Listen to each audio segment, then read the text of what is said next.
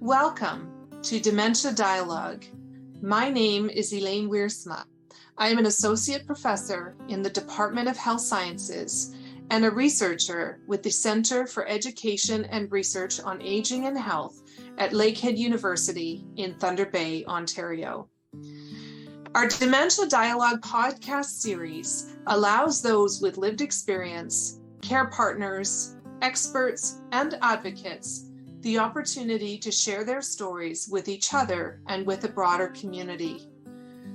Dementia is more than being forgetful. Dementia is a very misunderstood condition, and one of the best ways to challenge the stigma and misunderstanding of dementia is to hear the stories of those living with this condition. This is the first episode of a two-part series introducing the topic of community involvement and asset-based community development. In this short series, I speak with Grenville Johnson, a teacher, musician, artist, and dementia advocate, and Alison Phinney, a professor, nurse, and community-based researcher, both living in British Columbia. In this first episode, Grenville and Alison speak about how they each got involved in community-based work and speak extensively about stigma and fear and how they're working to make change. Grenville talks in detail about a project creating a t-shirt that has been distributed to change people's perspective of what living with dementia is about. Let's begin. I want to welcome my guests today on Dementia Dialogue. We have Grenville Johnson and we have Alison Phinney. And both Alison and Grenville will be speaking about their community-based work from their own individual perspectives. So thank you very much for joining me today. Thank you, Lisa. Thank you for having me. Grenville, can you just tell me about some projects and programs that you've been involved with in the community, particularly ones that have really, you felt that have empowered you? Well, I'm a lifelong artist and teacher, and I've taught for a number of years in the public system, all the way from grade 2-3, where I started, up through intermediate, high school, and adult education. But in most recent community involvement has been as an artist. I play djembe, and I've been performing and teaching in the festival circuit, and also in the public school system and the Catholic school system, teaching drum circles. And my type of teaching, and as far as drumming goes, has not been traditional, i.e. teaching counts. It's been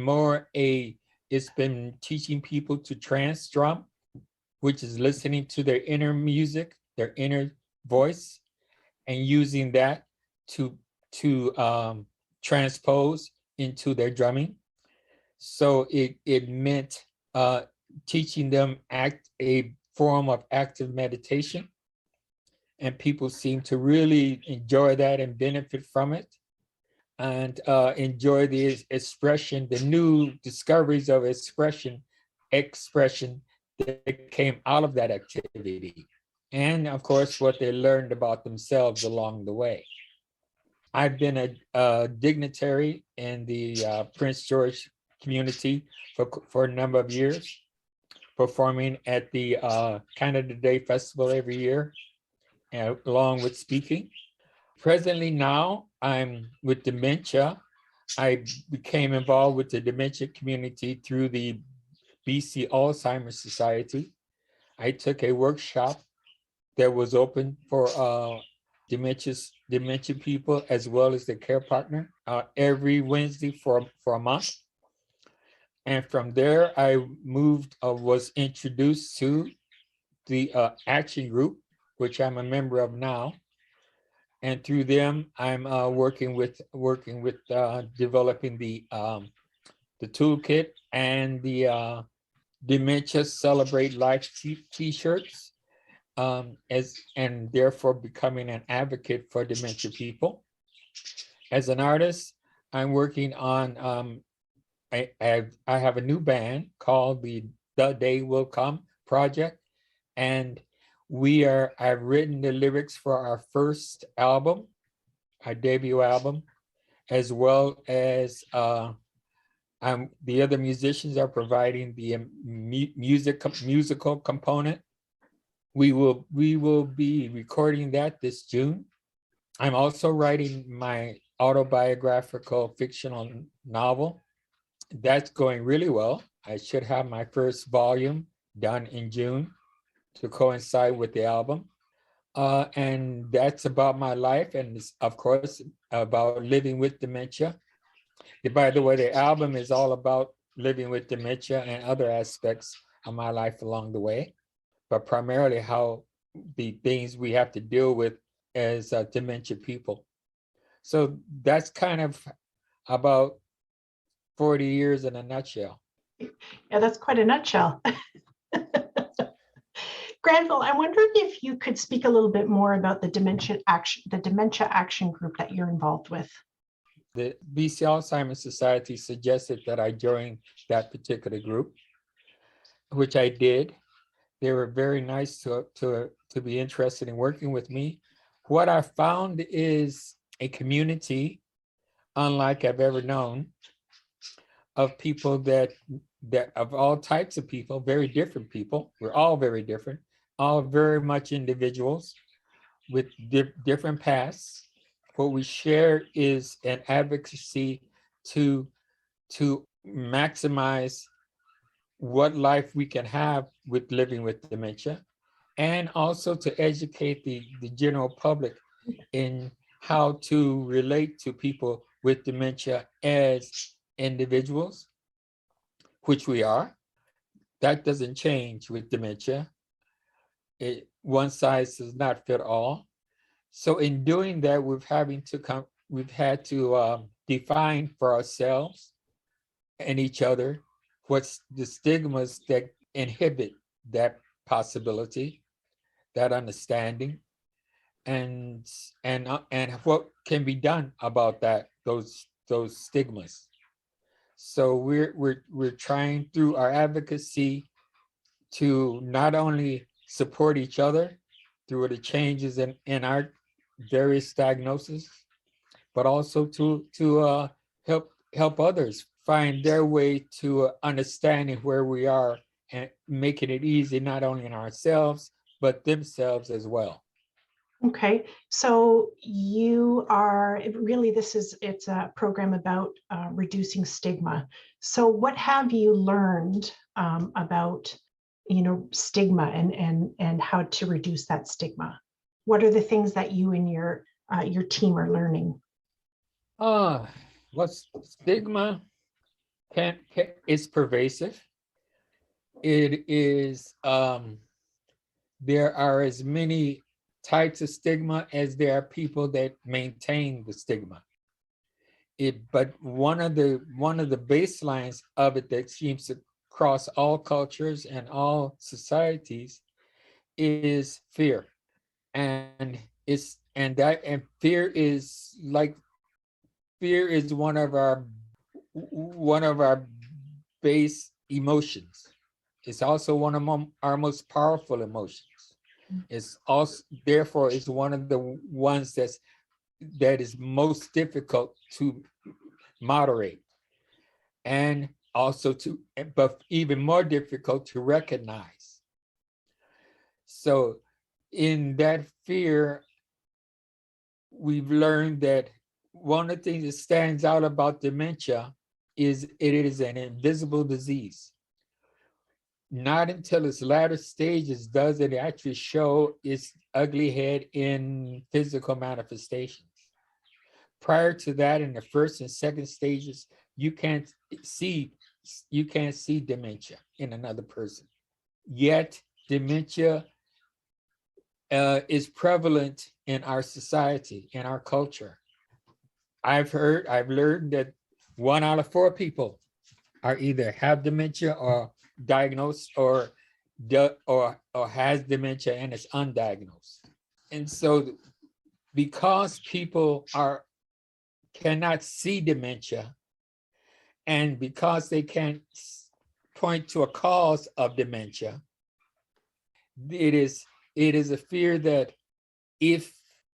somehow they may contract dementia. it cuts off their ability to empathize. And out of that comes the stigma. Out of that disconnect comes the stigma. Alison, do you want to tell me about the program, the Building Capacity Project, and how that began and why you wanted to start this project? Yeah, thanks. Thanks, Lisa. This project, so I'm a nurse and I've been doing research, working as a researcher together with people with dementia for a long time, and listening to what they have to say about what makes life good. One of the things was being connected in community. And over the last number of years, I have had the opportunity to make connections with community groups, organizations, people living in the community who want to do more for those growing numbers of invisible people that you've just talked about, Grenville. So I've been thinking about that. How can we do better in our communities? Because we're not doing well at all for a lot of reasons. And I think we're learning stigma, as we've just heard it described, is a very big part of that. I think we're really afraid. In any case, in Vancouver, I found there was a growing number of groups in the community that were wanting to do more. And we had the opportunity with funding that came through the Public Health Agency of Canada, through the Dementia Community Investment Initiative that came alongside the new dementia strategy a few years back. And we decided we would partner. So today, I think I want to talk mostly about what's been happening here in BC, but our project is a partnership between Vancouver and Thunder Bay. And what we decided we would do was not kind of tell people what to do from the top down, but to really listen to the communities and understand the assets, the strengths that were in our respective communities, and develop that into something that would support people with dementia in a better way. So using a method of asset-based community development, we've got two cities that are really very different socially, we're very different geographically. But in both cities, I think a critical mass of people who are wanting to do something. So this building capacity project in BC is located on the west side of Vancouver. So just part of the city, really, and where we're working with a volunteer organization of seniors called the Westside Seniors Hub. And they're a hub organization.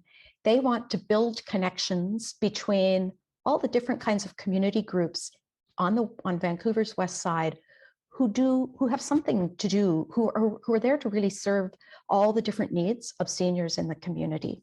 So there are local agencies and organizations, senior centers, local libraries, resident associations, community centers, neighborhood houses, all different kinds of things. And we knew they were wanting to do something, but didn't really know where to start.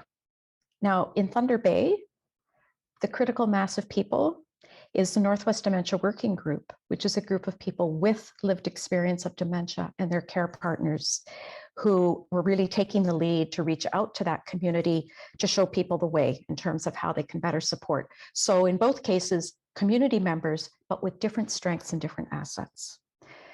We got started with this funding, and in February of 2020, we had a big launch event. Here in Vancouver, we brought together people from really across the Lower Mainland who were doing innovative things, so we could learn from them. We invited our friends from Thunder Bay to come so people could meet each other. And for people in Vancouver, it was really their first opportunity, I would say, to meet people with dementia as collaborators. Meeting with people who had dementia who could be working partners. So it was a real game changer. There was a lot of excitement at the end of February in 2020 to get things going, to start new programs and revise old programs and reach out to the community and invite people with dementia into the doors. And we all know what happened. It changed. But we've continued to move forward.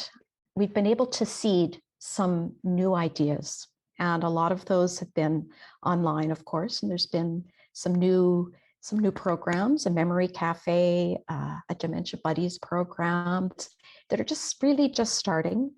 And we've conducted online webinars with those groups so they can learn from each other and learn too about how to take brave steps forward, about how to include people with dementia in the planning, to learn about how to evaluate it, figure out if you're doing a good job. We wanted to have community conversations because a big part of this was not only working with these agencies and groups that were already saying, well, we know there's something going on, like we know there's people with dementia and we're ready to do something, but we wanted to have bigger conversations with the community to raise awareness. And that's been really hard. I think that's, we've done some of that in the last year. But right now, our project has been, I think, a little more inward focused than I might have expected. And it has been, I'll be quite honest, it's been much harder to engage people with dementia in this work than I might have imagined, or at least harder than I would have hoped. Can I just ask you a question about that? For sure. So do you think that's because of the pandemic, or is it for other reasons? I think it's been both. We know that the pandemic has caused further isolation for a group that's already isolated. That's been part of it. Everything's online, and it can be harder for people with dementia to connect online. And there's certainly perceptions that it is impossible. I think we've learned it's not.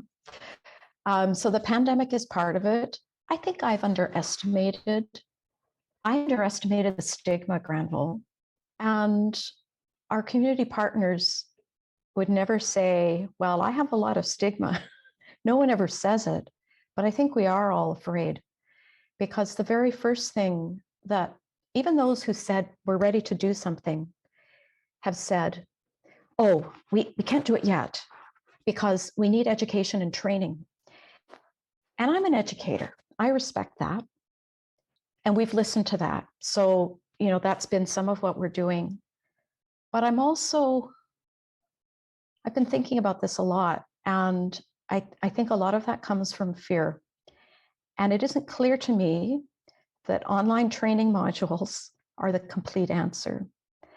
Because I'll tell you, I have learned far more from people with dementia than about people with dementia, if you know what I mean. I think a lot of us feel like, well, if only we could learn more about this, we'd feel more comfortable. But I don't think that's true. It's true a bit. I take that back. It is true. But it is when our partners said what a game changer it was to meet some of those folks who are very experienced advocates from Thunder Bay.